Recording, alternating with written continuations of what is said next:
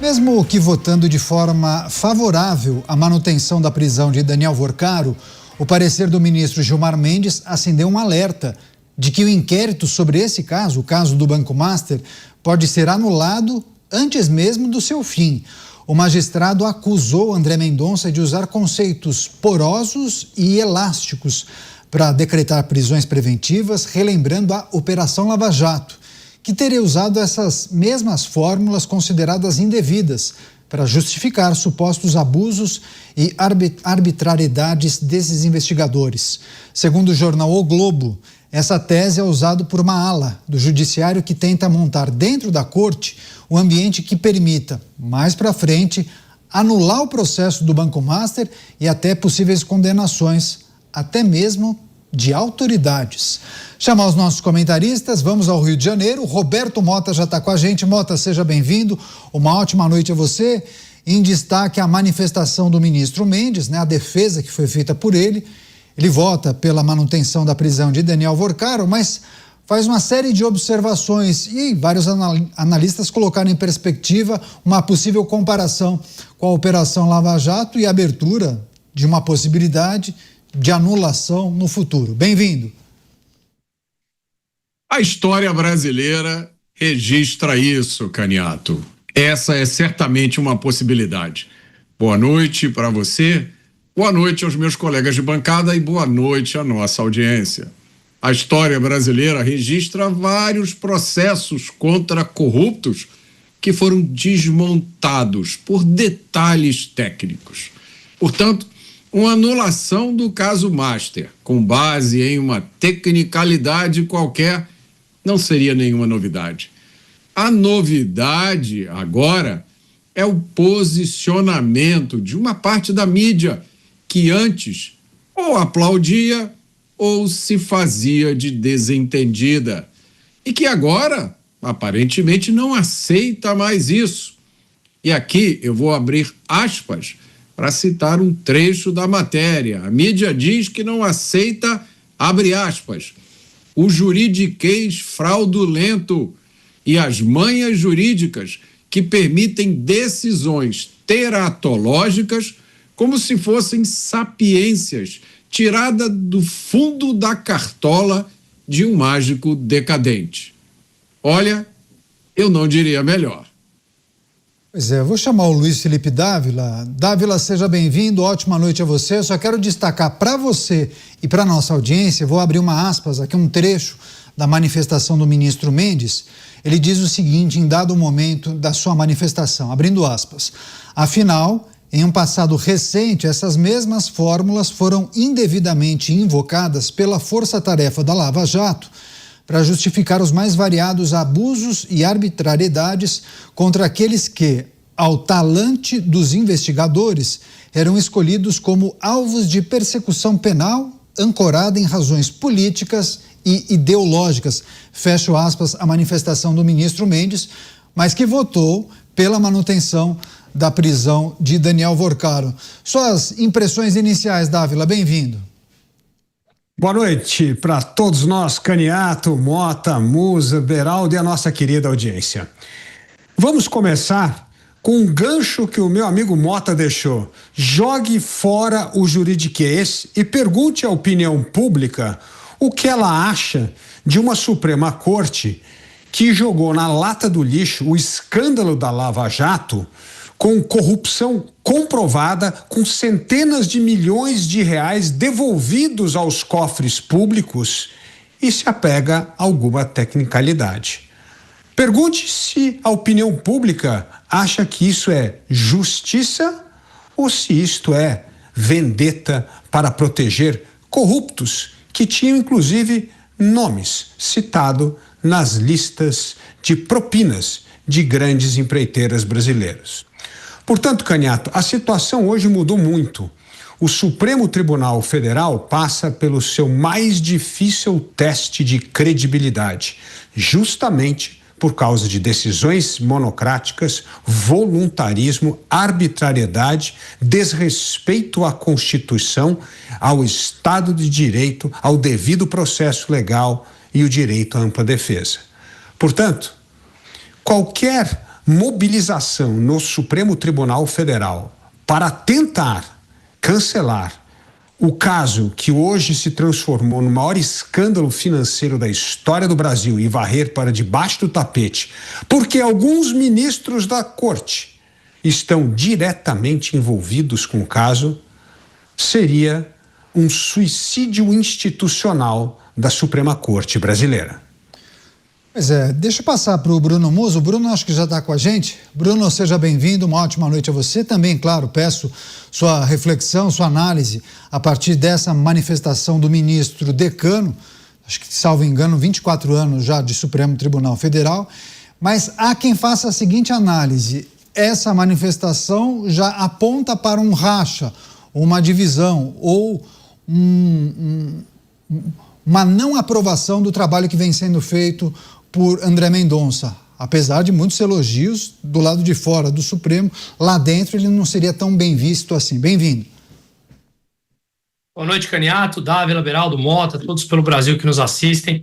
Se isso de fato acontecer, e não, infelizmente, não surpreenderia ninguém, é realmente um atestado que o Brasil merece passar por tudo isso. A gente já conseguiu, quando eu falo, todos nós sofremos as consequências de uma burocracia que acabou anulando por completo uma lava-jato, com condenações em várias instâncias, com dinheiro devolvido. Você imagina, alguém assumir que roubou, está lá o fruto daquele roubo, ele devolve, mas algo é cancelado e dizendo, fique tranquilo, nada aconteceu. Ora, mas eu assumi aquilo. Não, nada aconteceu. Vá para casa, curtir com o fruto daquilo que você está assumindo, mas não desviou. Se isso acontecer de fato, realmente é um atestado que o Brasil sequer merece tentar começar a melhorar. Quando a gente vê um relator fazendo um trabalho técnico, pessoas de fora dessa burocracia enaltecendo o trabalho técnico, aquela resiliência que não deveria ser algo que chamasse atenção, mas sim algo que é normal, respeitar a Constituição brasileira e colocar aqueles que praticaram crimes aonde deve ser o seu lugar, através das punições escritas na Constituição brasileira. Se de fato aqueles que estão fora estão enaltecendo a parte técnica, aqueles que supostamente têm algum tipo de interesse estão tentando interferir nessa investigação, e isso eu me refiro a todos os poderes, a toda a burocracia que compõe o Estado brasileiro. Se isso de fato acontecer, vale muito uma reflexão, talvez seja um ponto a mais da população olhar e falar, não aguentamos mais, algo precisa ser feito. Mas de fato, também é um ponto em refletir. Será que os políticos e a burocracia que compõem o Brasil é um reflexo da população? Ou apenas os piores chegam ao poder, que é muito bem descrito por Hayek num livro que chama O Caminho da Servidão, num capítulo dedicado Por que apenas os piores chegam ao poder? Porém, aquela população simplesmente acata absolutamente tudo. E se ela acata, a gente deve olhar no espelho e olharmos para nós mesmos, até onde nós somos culpados por tudo isso. Pois é, deixa eu chamar o Cristiano Beraldo. Acho que tem alguns aspectos dessa primeira notícia para nós analisarmos. Beraldo, seja bem-vindo. Uma ótima noite a você. Um magistrado da Suprema Corte acaba quase fazendo uma acusação de que o outro estaria usando conceitos porosos e elásticos para decretar prisões preventivas. Lembra da Operação Lava Jato? E aí muitos juristas, ao lerem a manifestação dele, entendem que no futuro isso poderia abrir brecha, inclusive, para anulação ou reversão de eventuais condenações. Enfim, o que mais lhe chamou a atenção? Bem-vindo. Boa noite, Caniato. Boa noite, Musa, Mota, Dávila. Boa noite à audiência que prestigia diariamente os Pingos nos Is. Caniato, a gente, como brasileiro, a gente tem o hábito de se empolgar com determinadas coisas. O Brasil claramente vive uma carência de heróis, né? E aí quando nós olhamos no cenário, alguém que parece munido de uma capa está combatendo o crime, a gente fica apostando, torcendo, né? Vira uma torcida. O brasileiro, ele torce para o candidato a papa, né? A gente vê várias situações em que não cabe uma torcida, mas cabe sim uma vigilância, cabe uma atenção e cabe defendermos o interesse brasileiro, entendendo e reconhecendo o que o Brasil é. A gente não pode se iludir. E aí que fica a minha preocupação.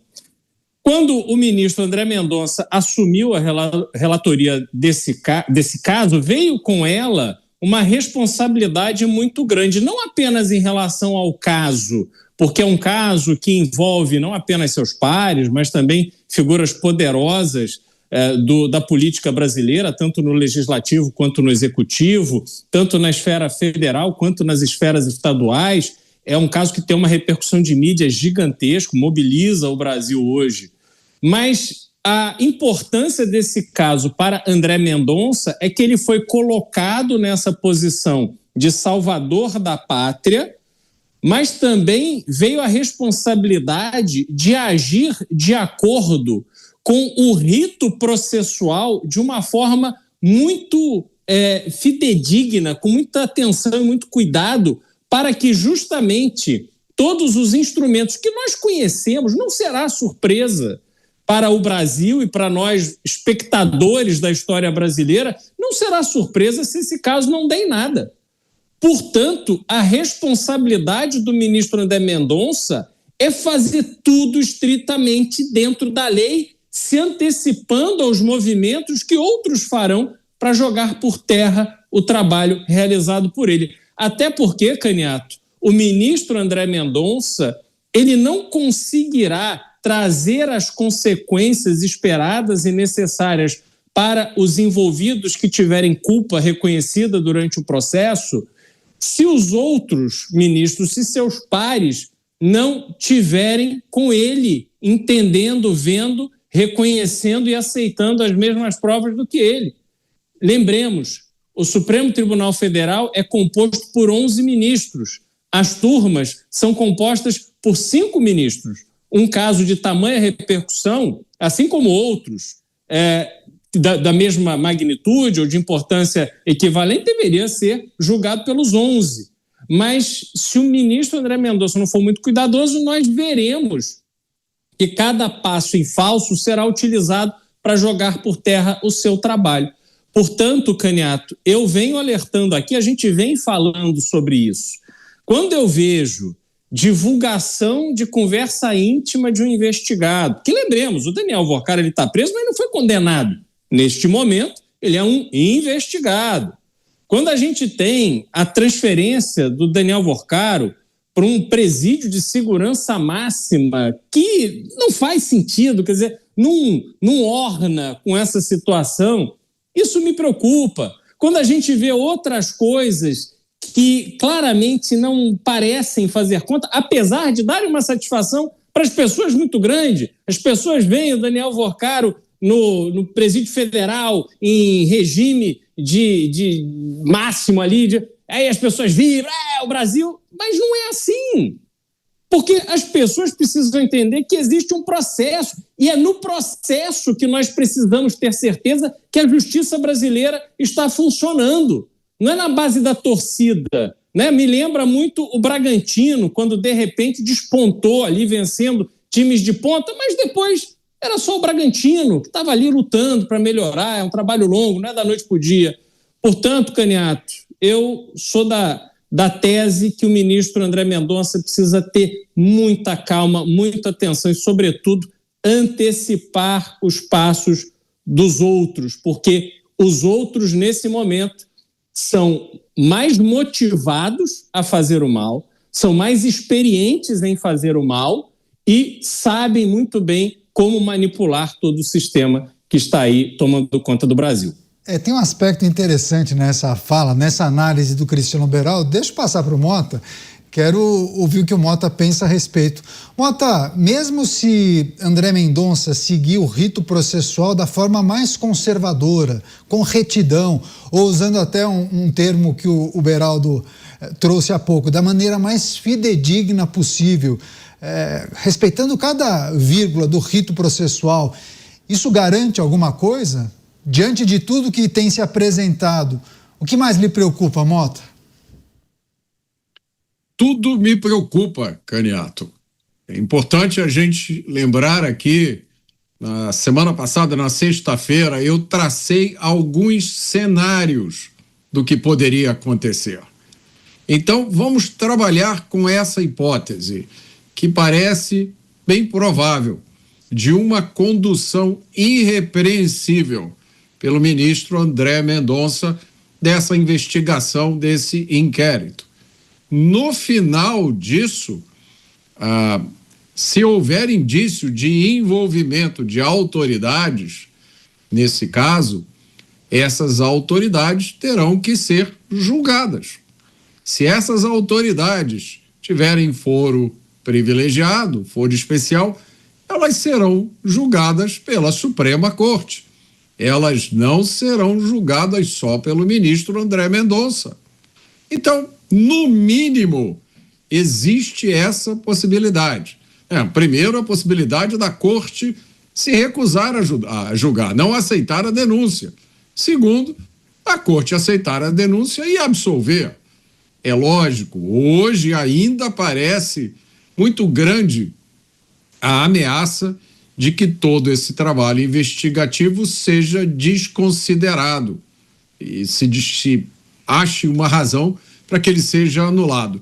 Se isso já aconteceu no passado várias vezes, no momento em que investigações semelhantes afetavam pessoas que não tinham uma posição tão elevada no sistema de justiça, porque agora, quando existe a perspectiva de que pessoas do mais alto nível da justiça sejam alcançadas, por que isso não aconteceria? Pois é, deixa eu passar para o Dávila também, fazer uma reflexão a respeito dos próximos passos, né? Inclusive esse temor. Dávila, quando a gente trata desse caso, é normal que as pessoas falem em corporativismo, né? Bom, estamos em vias de nos depararmos com uma delação premiada de André Vorcaro. Na hipótese, na possibilidade do banqueiro revelar uma situação, uma conexão com integrantes do judiciário. Um exemplo só, uma possibilidade. E no avanço das investigações, ou até entendendo que isso implicaria a situação de ministros, o que a gente precisa considerar em relação à postura da própria corte, né? Eu acho, verifica o seu microfone, por favor. Desculpa. O que está em jogo, Caniato, não é o caso Vorcaro. O que está em jogo é a credibilidade, a reputação da Suprema Corte brasileira. É uma crise institucional, não é apenas a questão de um caso. Portanto, este é um caso, como eu já reiterei aqui várias vezes, que pode ou salvar ou afundar o Supremo. Salvar se André Mendonça tiver a independência para conduzir o caso de maneira técnica, jurídica, com o cuidado que ele já vem tomando. Isso pode ajudar a resgatar boa parte da credibilidade perdida da Suprema Corte. Agora, se a Suprema Corte agir de maneira corporativista para salvar algumas maçãs podres do Supremo, o que vai acontecer vai arrastar a instituição Supremo Tribunal Federal. E aí não é a questão mais de um ou outro juiz maçã podre. Aí a maçã podre é a instituição. E isso seria algo extremamente preocupante e grave para uma instituição que tem um papel fundamental como guardiã da Constituição e defensora dos pilares da democracia. Pois é, agora é preciso considerar que o caso do Banco Master pode agravar a imagem ou a gente pode observar uma perda de credibilidade, mas trata-se de um processo que vem se acumulando episódio após episódio. Há uma percepção no geral de que a população não confiaria em 100% ou no judiciário ou em integrantes do judiciário. Deixa eu passar para o Bruno Musa. Musa, é claro que esse é um caso que ganha notoriedade por conta da possibilidade de Daniel Vorcaro revelar informações sensíveis que possam vir a comprometer integrantes do judiciário. Mas isso não começou de ontem, né? É preciso observarmos uma série de situações, tanto que muitos integrantes do Legislativo, senadores, defendem, por exemplo, o avanço de processos de impedimento contra ministros da Suprema Corte. Você acha que, a depender do que for revelado por Daniel Worcaro, isso pode ganhar força e talvez os senadores tomem uma decisão diferente daquela que nós vimos há alguns meses? Acho que sim, Caniato. Veja, na minha opinião, onde você vive num sistema minimamente democrático, eu não me refiro ao Brasil ou a qualquer outro país, qualquer lugar, se você tem um mínimo de uma democracia instaurada, os governantes, a burocracia de turno, ela tem que fazer um mínimo para entregar aquilo que o cidadão está demandando. Um mínimo. Normalmente há vários mecanismos para você fazer parecer que está entregando muito mais do que de fato está. Aquilo que eu sempre brinco. Eu te dou 5 e tomo 10 do teu bolso através de inflação, impostos, mas a percepção é que alguém está lutando por mim, que a burocracia quer o meu bem. Sequer perguntou o que eu quero, o que eu gosto, mas ela quer o meu bem, ela sabe melhor como fazer a minha vida prosperar do que eu mesmo. Esse é o primeiro ponto. Então, para isso, eles precisam entregar um mínimo. E quando você passa de um limite, de um determinado ponto, onde a demanda popular começa a vir em nome de pressão, junto com a mídia, por uma resposta ao óbvio, a determinados fatos que são escrachados na nossa cara, eles precisam dar algum tipo de retorno. Mas o sistema político ele é perverso brasileiro. Como eu falei, a política no mundo todo, na minha opinião, ela é carregada de incentivos perversos. Mas no Brasil, a gente tem algumas particularidades que aceleram essa perversão a um nível de uma escalada talvez inimaginável em países minimamente sérios.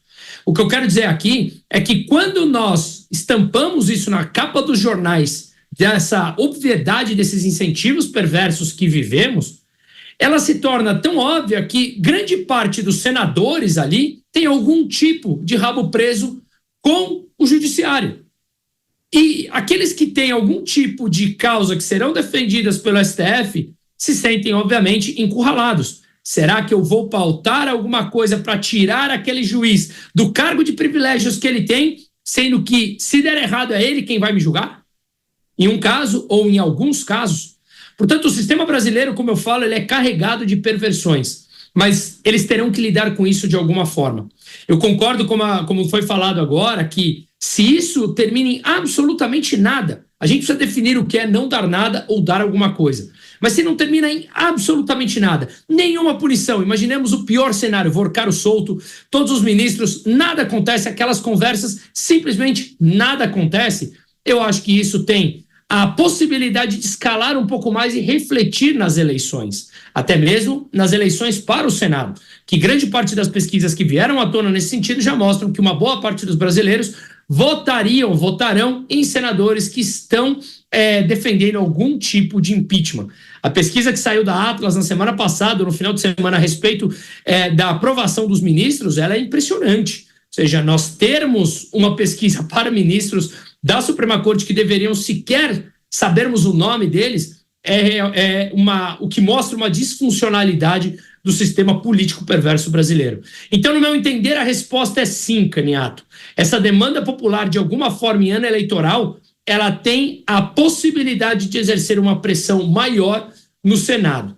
E talvez, em meio a essa tentativa de pizza, que pode ser que aconteça, Brasil é Brasil, talvez tenhamos ainda a sorte de tudo isso ter acontecido em ano de eleição, que aí sim essa escalada pode ser maior, colocando pressão no legislativo.